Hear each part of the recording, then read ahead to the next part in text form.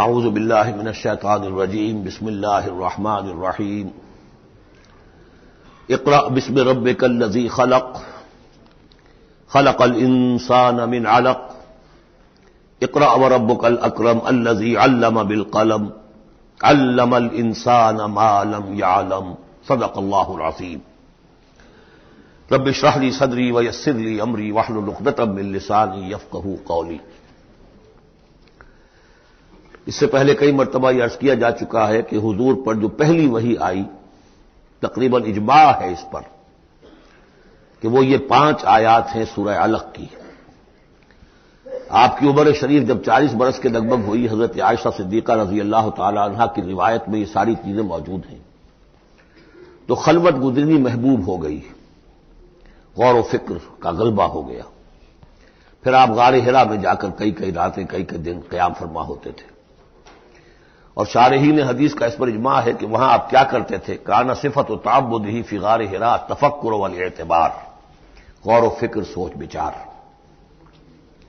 اسی میں پھر ایک دن فرشتہ آیا ہے۔ فرشتے کا آنا اور فرشتہ کیا لے کر آیا جس پر کہ اس نے یہ کہا اقرا، پڑھو، وہ ذرا بات ہے کہ جو ذرا پیچیدہ ہے، سمجھنے کی ہے، وہ عرض کروں گا آپ سے۔ روایت یہ ہے کہ فرشتے نے کہا اقرا، تو حضور نے فرمایا ما انا بقاری۔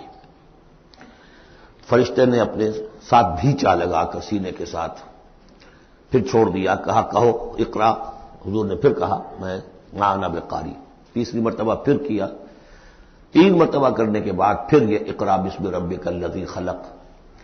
تو اس میں میرے نزدیک وہ روایت صحیح ہے کہ یہ جو پہلی وحی آئی ہے یہ ما بین النوم والیقظہ، جبکہ آپ نیم بیداری اور نیم خوابیدگی کی کیفیت میں تھے، اور فرشتہ اس وقت ایک تختی پر لکھی ہوئی یہ آیات لے کر آیا تھا۔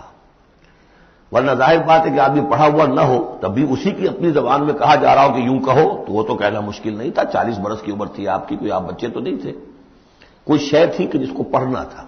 وہ جو پڑھنا ہے تو وہ اصل میں یہ اس عالم میں کہ جس کو آپ کہیں گے ما بین النوم والیقظہ، بیداری اور خواب کے بین کی کوئی کیفیت تھی جس میں کہ فرشتہ آیا ہے اور اپنی اصل ملکی شکل میں آیا ہے۔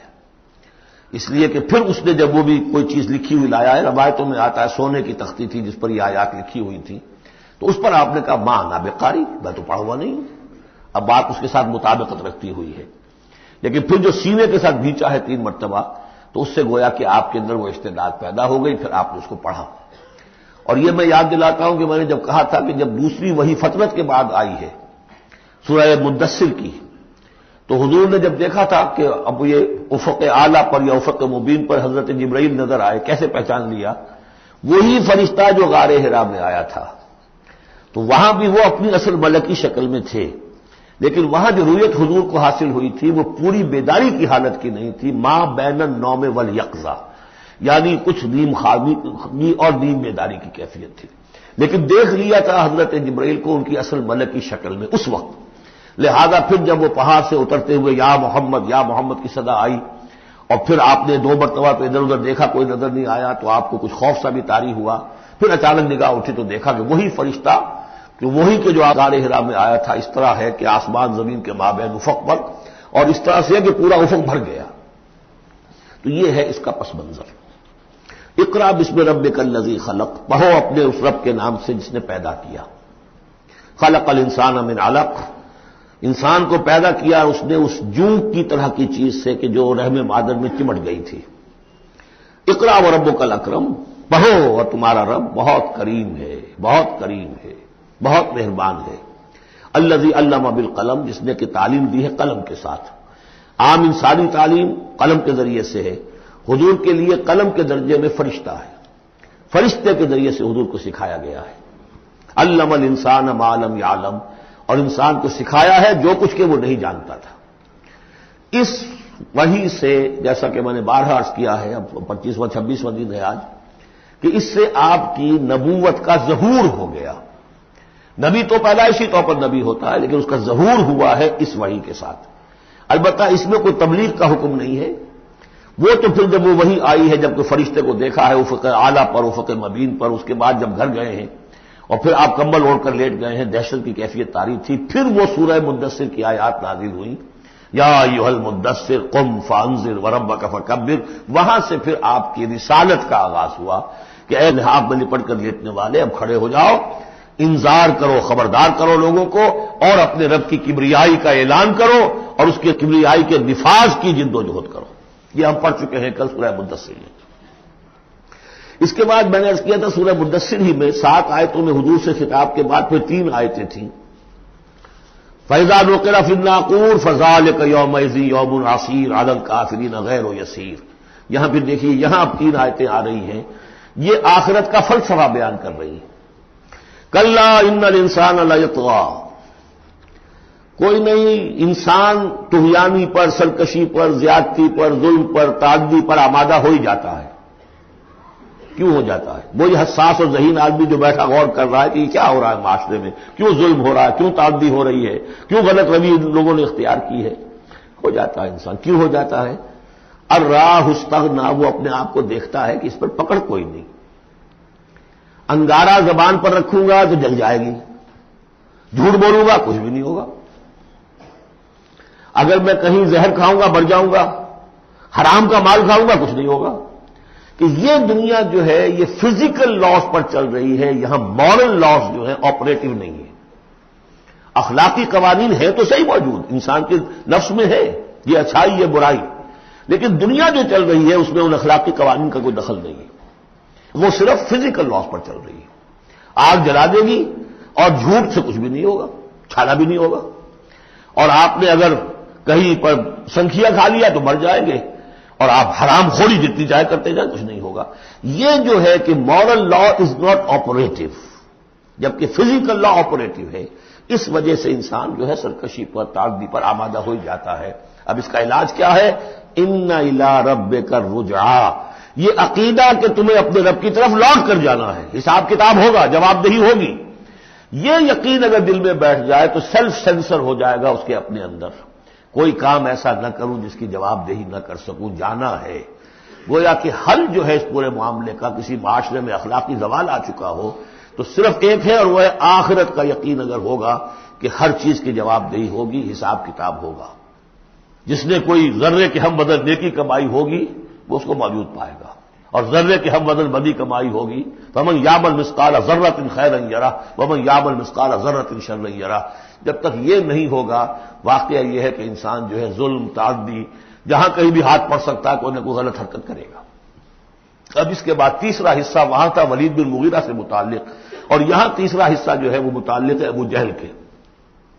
ارایت الذی ینہا، کیا تم نے دیکھا اس شخص کو کہ جو روکتا ہے، عبدا اذا صلی، ہمارے ایک بندے کو جبکہ وہ نماز پڑھتا ہے. یہ کچھ ظلم اور زیادتی ہوئی ہے 2 مختلف مراحل پر. 2 واقعات تو ہمیں ایسے ملتے ہیں کہ حضور کو نماز سے روکا گیا اور آپ کو ایذا پہنچائی گئی اور کوئی غیر معمولی واقعہ نہیں ہوا. ایک مرتبہ حضور صلی اللہ علیہ وسلم سجدے میں تھے تو بیٹھے ہوئے تھے دور پہ کچھ وہ ابو جہل اور اس کے ساتھی. انہوں نے کہا کہ کوئی ہے ذرا جو فلاں جگہ پر اونٹ ذبح ہوا، اس کی اوجڑی پڑی ہوئی ہے، وہ اوجڑی لا کے محمد کی گردن پہ رکھ دو جب یہ سجدے میں جائے. تو حضور سجدے میں گئے تو وہ اوجڑی لا کے، اونٹ کی اوجڑی بری ہوئی وہ لا کے رکھ دی. تو آپ سر نہیں اٹھا پا رہے تھے. پھر حضرت فاطمہ کو معلوم ہوا ہے، وہ آئی ہے دوڑتی ہوئی، پھر انہوں نے وہاں سے اس کو ہٹایا ہے. اور تو اس وقت ایک زیادتی یہ کی گئی. اس وقت کوئی غیر معمولی واقعہ نہیں ہوا، یعنی کہیں اللہ تعالیٰ نے پکڑا نہیں اسے. ایک موقع پر یہ ہے کہ حضور نماز پڑھ رہے تھے تو وہ آیا، اس نے آپ کی گردن کے اندر چادر ڈال کر اس کا ایک پھندا سا بنا کے کھینچا کہ آپ کی آنکھیں ابل پڑی. لیکن تیسرا واقعہ آتا ہے کہ ایک موقع پر حضور صلی اللہ علیہ وسلم نماز پڑھ رہے تھے تو اس نے ڈانٹا اور کہا کہ محمد میں نے تمہیں منع کیا مت نماز یہاں پڑھا کیا کرو. اور وہ پھر آگے بڑھا کوئی اقدام کرنے کے لیے پھر پیچھے ہٹ گیا. لوگوں نے کہا کیا ہوا؟ تو کہا کہ مجھے اپنے اور محمد کے درمیان ایک کھائی نظر آئی جس میں کوئی پروں والی مخلوق تھی اور وہ میری تکا بوٹی کرنے کو تیار تھی. اس سے خوف کھا کر وہ پیچھے ہٹ گیا. تو مجھے جہاں تک محسوس ہوتا ہے وہ یہ ہے کہ جب تک تو حضور کو ابو طالب کی پروٹیکشن حاصل تھی اس وقت تک کا معاملہ تو پہلے 2 واقعات ہیں. لیکن پھر جب آپ آئے ہیں اور طائف سے واپس آئے ہیں اور اللہ تعالیٰ کی طرف سے خصوصی پروٹیکشن آپ کو ملی ہے، اس کے بعد کا واقعہ وہ ہے کہ جس کا کہ یہاں تذکرہ ہو رہا ہے.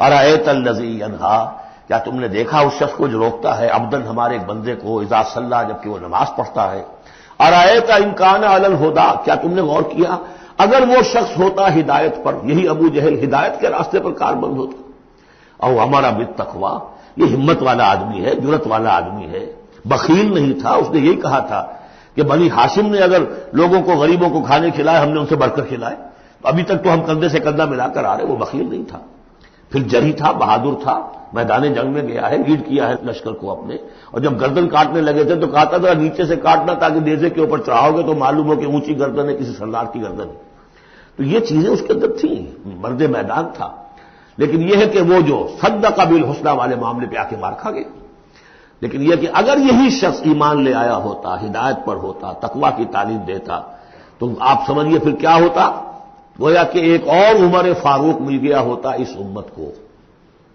بالکل ان کی شخصیتوں کے اندر بڑا پیرلل انداز ہے، حضرت عمر بھی لڑنے بھڑنے والے آدمی، کشتیاں کرنے والے آدمی، ادھر سے جا رہے ہیں اس کو دھکا دے رہے ہیں، اس مزاج کے آدمی تھے، لیکن یہ کہ بہرحال ان میں وہ چیز موجود تھی کہ بخل نہیں اور بزدلی نہیں، ان دو چیزوں کے بعد جو ہے پھر یہ کہ تصدیق بالحسنی کے لیے اللہ تعالیٰ نے ایک راستہ کھول دیا ان کے لیے، تو ان کے وہ عمر فاروق بن گئے، اس لیے کہ دعا کی تھی محمد رسول اللہ نے۔ ارایت ان کذب وتولی، کیا تم نے سوچا کہ اس نے جو جھٹلایا ہے منہ موڑ لیا ہے، الم یعلم بان اللہ یرا، کیا یہ جانتا نہیں کہ اللہ دیکھ رہا ہے، کلا لئن لم ینتہ، ہرگز نہیں اگر یہ باز نہ آیا، لنسفعا بالناصیہ، ہم گھسیٹیں گے اس کی چوٹی کے بال پکڑ کر، ناصیۃ کاذبۃ خاطیہ، یہ پیشانی کہ جو خطا کار ہے، جھوٹی ہے، فلیدعو نادیہ، تو بلا لے وہ اپنی پارٹی کے لوگوں کو، بلا لے اپنی مجلس کے لوگوں کو، ہم نشینوں کو، سندعو الزبانیہ، ہم بلا لیں گے جہنم کے فرشتوں کو، کلا لا تطعہ واسجد واقترب، اے نبی آپ اس کی بات نہ مانیے، آپ سجدہ کیجئے اور اللہ سے قریب ہو جائیے۔ بارک اللہ لی ولکم فی القرآن العظیم ونفعنی وإیاکم بالآیات والذکر الحکیم۔